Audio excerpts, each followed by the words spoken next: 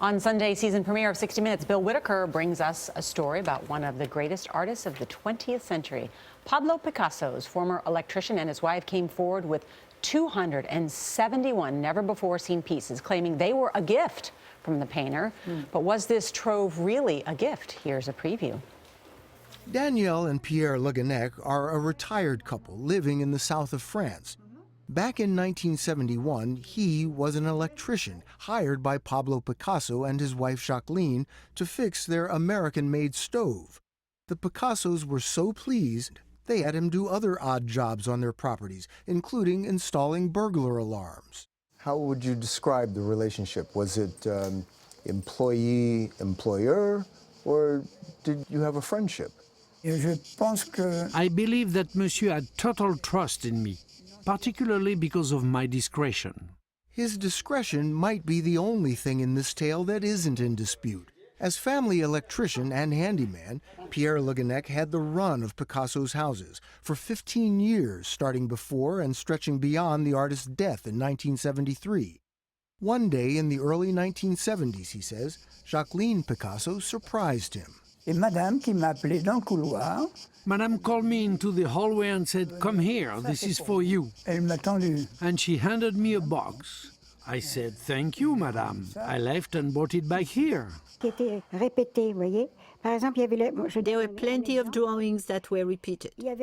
For example, there was the body of a horse without the head, and the second part was only a head. Danielle Le Guenec says, in general, she's not a big fan of Picasso's art. There are paintings where I don't know if the character is looking at me, not looking at me. The head is upside down, it's on the side. That's what made him famous.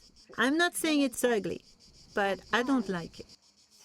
Wow, Bill Whitaker is here. Now, she may not be a fan of the art, but the Picasso family is also not a big fan of them. What makes them think that they stole the pieces?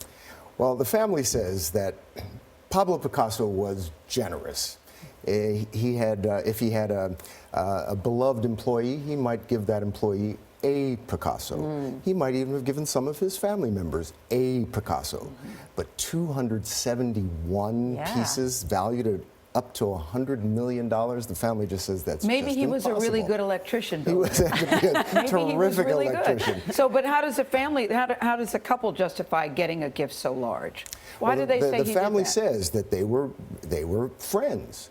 That Madame Le Guenec says she was a friend of Picasso's wife at the time, Jacqueline, and Mr. Le Guenec says that he did work for Picasso for a number of years, and they just became very, very close friends. So this was a gift. Okay, and then they forgot about it? Forget That it's been in the garage? Yeah.